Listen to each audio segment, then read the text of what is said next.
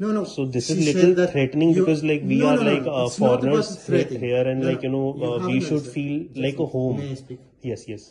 Yes, because like genuinely okay. even I am getting goosebumps because of this threat, because like I am actually a foreigner over here and Don't say something like that. Please, don't twist my words. ये देखिए हम कहाँ पे आ गए हैं। वो रही हमारी धन्नो हमारी गाड़ी। हम भाई लेट हो रहे हैं। 7:20 की हमारी वो है, क्या कहते हैं, शिप, और 6:20 पे हमें पहुंचना है और 6:10 हो रहे हैं। 10 मिनट में हमें सबसे पहले तो इस फिगर आउट करना है। इसका आंसर तो 78 है जो हमारे लिए हमारा होटल का स्टाफ खोलता था, मगर वो होटल का स्टाफ आया नहीं। उसने कोड बताया, साला एक खुल ही नहीं रहा। अब क्या जुगत लगाएं, और गाड़ी से अभी हमें आधा घंटा दूर जाना है। बहुत बहुत शुक्रिया आपका फिर से आने का, क्योंकि आप बहुत कम ही लोग हो जो आते हो इस चैनल पे और वीडियोस देखते हो, क्योंकि व्यूज़ से वो पता लग जाता है। तो हम जहाँ जाने वाले हैं, वैसे तो अपने टाइटल में देख लिया, ग्रीस मोस्ट एक्सपेंसिव ट्रिप मेरा होने वाला है, और उसके लिए तैयारी हो गई है। ये आप देख सकते हैं, चड्डी बनान वगैरह सब के सब रख दिए हैं। ये टी शर्ट अभी इसलिए गीली है क्योंकि ये वाली टी शर्ट अभी हम पहन लेंगे। इस बार हम पहली बार एक लेडीज़ पर्स साथ में लेके जा रहे हैं। ये एक नया फैशन है भाई, आजकल इस टाइप के पर्स या बैग चल रहे हैं, तो लेके चलेंगे। ये हमारा नया बैग है जो आप बहुत बार देखोगे इस वीडियो में। सारी बातें हो गई, अब काम की बात पे करते हैं, चलते हैं।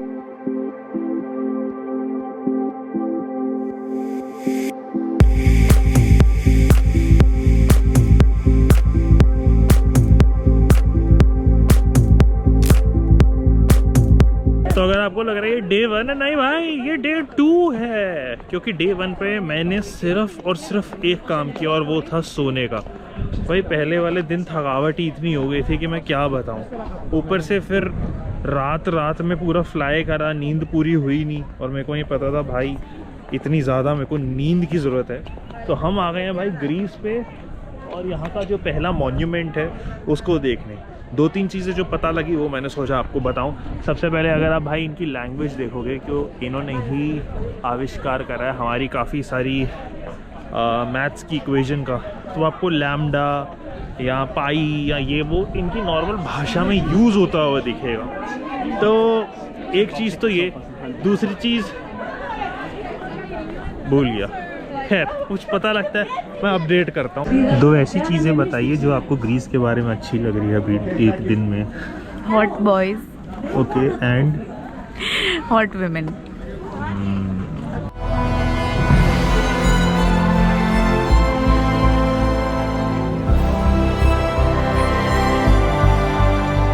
इसका नाम क्या है?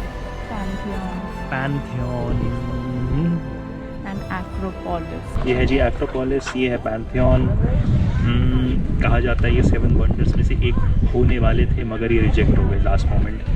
बहुत बढ़िया तरह से इसका आर्किटेक्चर है, मगर यहाँ पे लोग उतने ही ज़्यादा हैं।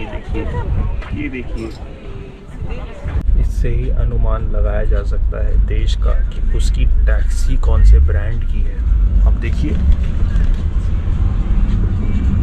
हो रही हमारी धन्नो हमारी गाड़ी। हम भाई लेट हो रहे हैं।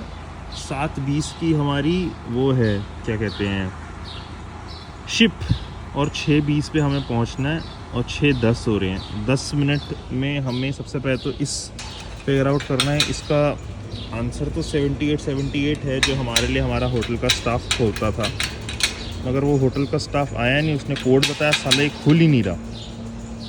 अब क्या जुगत लगाएं, और गाड़ी से अभी हमें आधा घंटा दूर जाना है। शिप का वो होता है ना, जैसे अपना चेक इन टाइम होता है, शिप का भी वैसा ही होता है सीन कुछ, क्योंकि हमें गाड़ी लगानी शिप के अंदर। ये 78 कर रखा, साला खींचे तो खींचा जाए। हाँ, They can change the code. What is the code now? Now the code is You can tell me, I can just do it faster. 45 44. 44।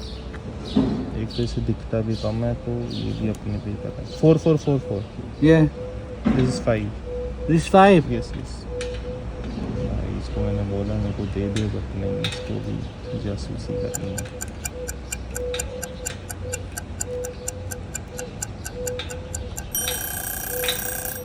Now?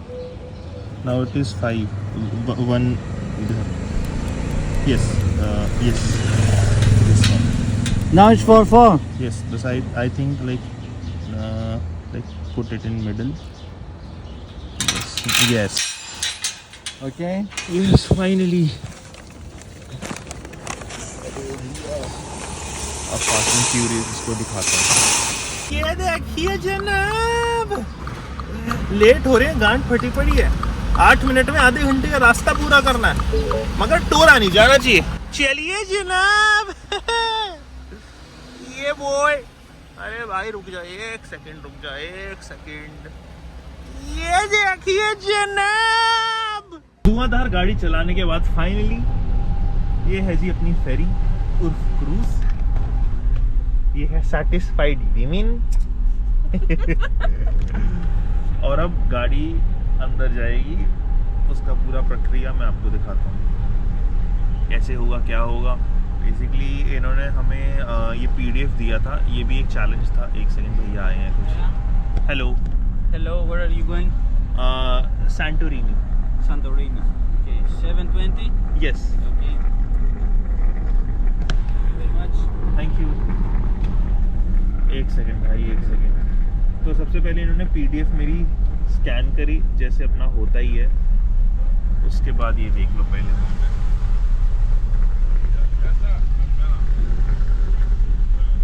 ये बॉय बहुत बड़ी जगह, जैसे मॉल है उतनी जगह है भाई पार्किंग के लिए. नेक्स्ट टाइम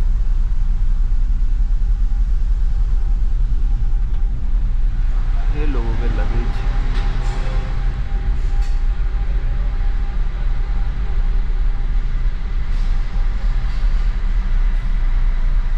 शिप के अंदर अलग अलग फ्लोर हैं.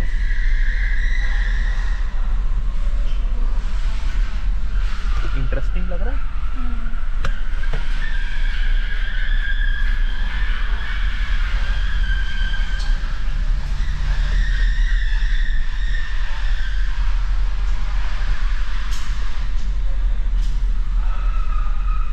यहाँ पे ये जनरल सेक्शन है. ये हो गया अपना नॉर्मल सेक्शन. और फिर ये चीज़ है अपनी VIP जहाँ पे हम टिके हुए हैं.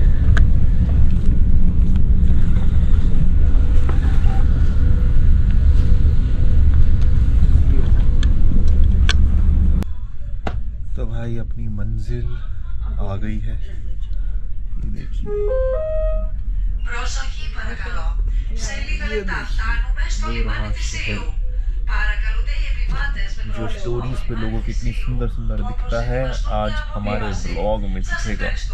अरे यार चुप हो यार. अपन आ गए हैं सैंटोरिनी में. अभी बढ़िया सा व्यू मैं आपको दिखाता हूँ, मगर सबसे पहले ये जो विला है जो बुक किया है उसकी पार्किंग में हम अपनी धन्नो लगा लें, फिर आएगा ना मज़ा. उसके बाद भाई दिखाएंगे कि क्या सीन है, क्या फन है. तो भाई ये देख लो, ये देखो, ये वो वाला शहर है, आपने देख रखा होगा वैसे गूगल वगैरह पे इसकी फ़ोटोज़ वगैरह कि वाइट और ब्लू में इसको पेंट किया जाता है. क्योंकि पहले की सरकार ने यहाँ पे एक वो लगा दिया था कि भाई वाइट कलर और ब्लू कलर में ही आप पेंट कर सकते हैं, क्योंकि यहाँ पे भाई गर्मी बहुत ज़्यादा हो जाती है. तो उस चीज़ को बचाने के लिए और रिफ्लेक्ट करने के लिए, बट उसके बाद एक ऐसा स्टाइल बना जिस वजह से टूरिस्ट अट्रैक्ट हो रहे थे, जिस वजह से ये सीन हुआ. बट अभी मैं कंसंट्रेट नहीं कर पा रहा व्लॉग में, क्योंकि भाई अभी हम पार्किंग कर रहे हैं और जगह समझ नहीं आ पा रही कि जगह लगाएं कौन सी. सोच रहा था मैं भी थोड़ा छाँव वाँव में लगाऊं ताकि धूप इतनी ज़्यादा आए ना. वैसे मौसम यहाँ का पूरी ग्रीस का भाई बहुत सुहावना है, क्योंकि धूप तो है मगर ठंडी ठंडी हवाएं चल रही है. Oh yes, that's it. Let's cover the टोपा.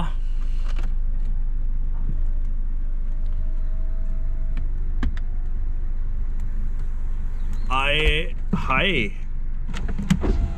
चलो जी, अब मैं आपको दिखाता हूँ प्रॉपर्टी. अब एक बार ज़रा रूम के दर्शन हो जाए. चलिए आइए. वो देखिए वॉशरूम. खोलिए ज़रा.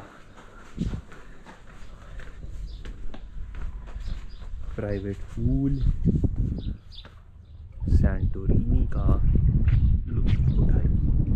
वहाँ पे भाई जहाज जूझ भी दिख जाएंगे, ये वो सब मस्ती है भाई, नेक्स्ट लेवल। आप मेरा इंस्टाग्राम पे यहाँ पे शॉट देख रहे हो तो आप मेरी स्ट्रगल भी ज़रूर देखना। ये स्ट्रगल और ये जो स्ट्रगल दूर से होते हुए आ रहे हैं भाई। ये एक बहुत छोटा सा इलाका है जिसकी ग्रीस में ऐसे फ़ोटो दिखती थी कि भाई ब्लू हट और ये और उस पर जितने भी ग्रीस में आते हैं सारे टूरिस्ट सारे एकदम सारी इसी जगह पे आ जाते हैं। अभी ये ऑफ सीज़न है तब इतनी भीड़ है, अगले 1 महीने के बाद तो यहाँ पे बंदे पे बंदा चढ़ रहा होता है।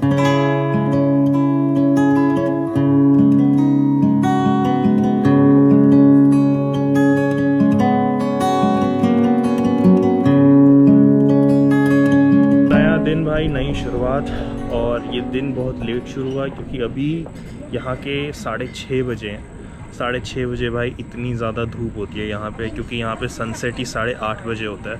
और दिन इसलिए लेट शुरू हुआ क्योंकि भाई कल रात को तुम्हारे भाई को भाई पता नहीं क्या सीन की, पहले गले में ख़राबी, दवाई वाई ला रखा था, एजिथ्रोमाइसिन वगैरह ली। उसके बाद भाई सुबह उठ के इतना तगड़ा सर दर्द। ये तो भाई अभी पैरासिटामोल पे मैं ज़िंदा हूँ भाई। मैं कहता हूँ घूमने आप आओ, किसी मर्ज़ी के साथ आप आ जाओ, कुत्ते बिल्ली के साथ आप आ जाओ, मगर भाई एक औरत के साथ मत आया करो भाई। कोई भी अगर आपको दुकान दिखेगी आप इग्नोर करेंगे, आगे बढ़ेंगे क्योंकि आप घूमने आए हैं, मगर नहीं। यहाँ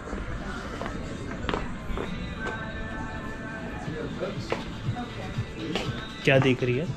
ईयरिंग मिला नहीं, 13,000 का है भाई, 13,000 का। ईयरिंग तेरे लिए? हाँ। तो क्यों?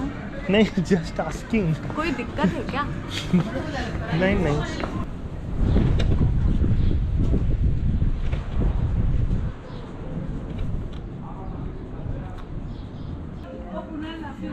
जब महिला मंडल शॉपिंग कर रही हो तो हमें सबसे ज़्यादा मज़ा आता है ऐसे कोई साइड के सोफे पे बैठ के टांगी सेक के, मज़ा आता है। अभी तो वैसे भी डोलो के उसके ऊपर जी रहा हूँ ना, तो अभी ऐसे बैठ के एकदम सुकून सा मिलता है। बैठ सकते हैं, मैं और देख। कौन सी देखनी है तुझे? ये आसपास। नहीं, वहाँ पे चल लेता हूँ, वहाँ पे बैठ जाऊँगा। तबीयत तो अभी भी ढीली है, अगला दिन हो चुका है और सुबह उठ के मैंने भाई शूट वूट भी निपटाया अपना इंस्टाग्राम वाला, और अभी हमें एक फ़ोटोग्राफ़र मिलेंगे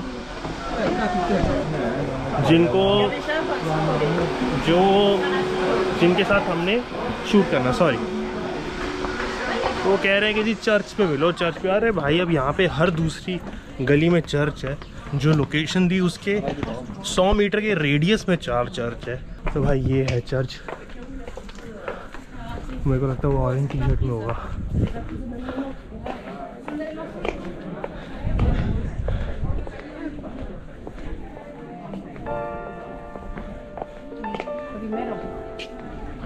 Hello. Hello, how are you? Hi. Roman, nice to meet you. This is my YouTube. Hello, nice to meet you. Yeah. You were matching bloggers, yeah? Let's go.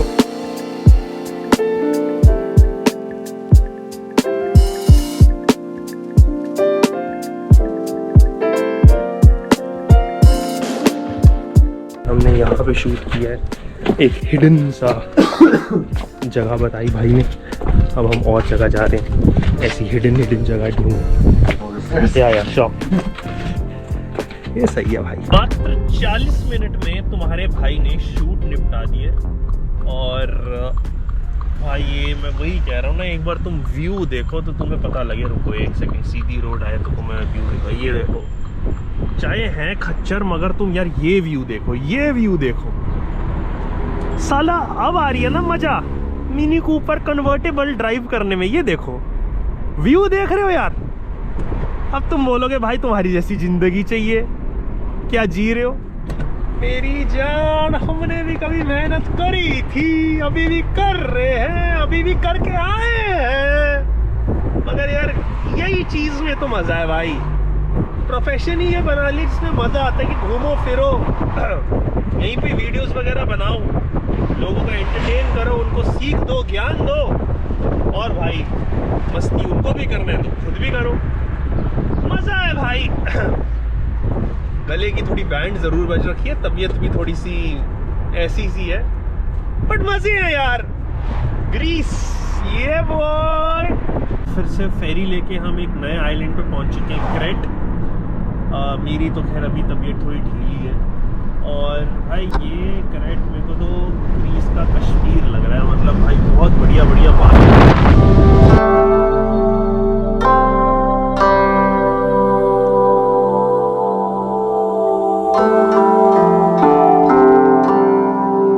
तो कमाल ही लोकेशन है भाई। मतलब तो यहाँ से एंट्री होती है, ठीक है। ये आपका चिलिंग जोन है, मतलब आप चिल विल करो, ये वो करो। उसके बाद अभी तो मैंने लगेज भी अंदर नहीं रखा, सारा लगेज भी वहाँ पे पड़ा हुआ है। तो ये देखो भाई, ये जाता है अटैच्ड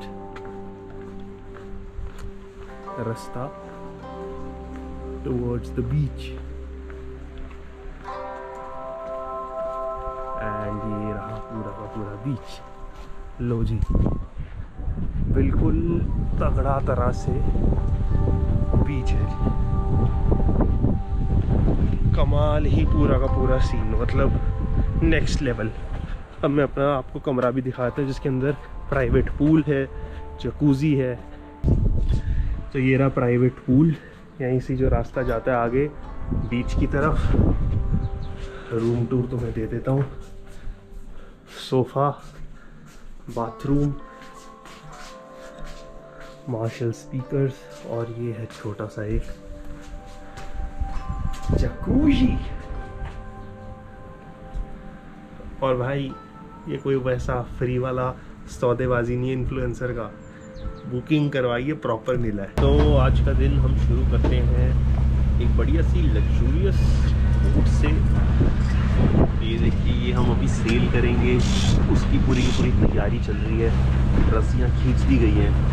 और वर्ल्ड के सबसे सुंदर आइलैंड में से एक बिया आइलैंड, जिस पे सिर्फ और सिर्फ ऐसी छोटी नाव ही जाती है। यहाँ पे कोई भी रहता नहीं है, कोई घर नहीं बन सकता, क्योंकि वो लगभग पानी पे ही है।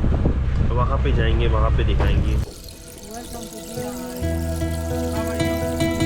या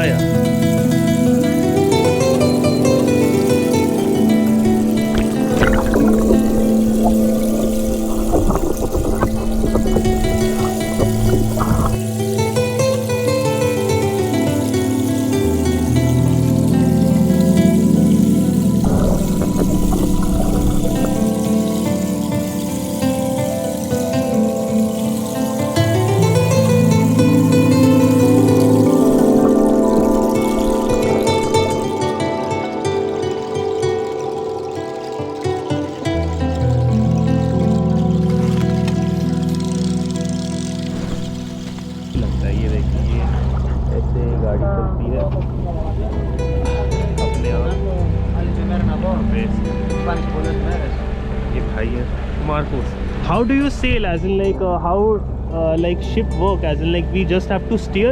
Yes, we steer here like this, but now it's autopilot. Okay. You just press this. And this is the direction. Yes, no Sorry. problem. And this is the direction.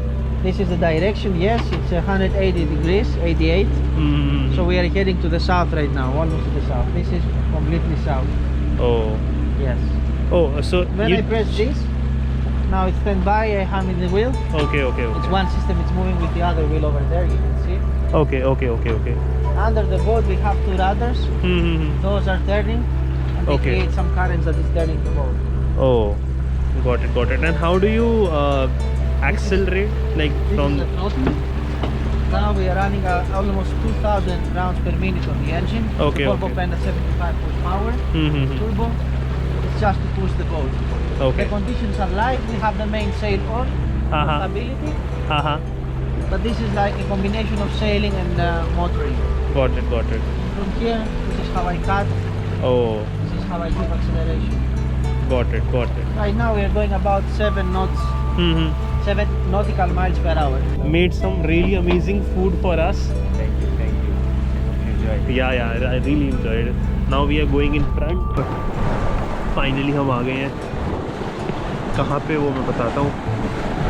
ये देखो जी, बिल्कुल बीचों बीच इस यॉट के, और हमारे आगे यहाँ ये चीज़ दिखती है। स्पीड लगती धीरे है भाई, बट लाइक काफ़ी तेज़ ये सेल हो रही है। तो ये लड़का यही कह रहा था कि ये पार्शली मोटर से चल रही है और बाकी ये थोड़ा सा सपोर्ट लेते हैं हवा से, जिस वजह से सेल करते हैं। ये देखो, इस तरह तो कन्वर्टेबल गाड़ी यूज़ हो रही है। किस तरह मैं बताता हूँ, एक सेकेंड बस एक बार टिक जाओ, बताता हूँ किस तरह।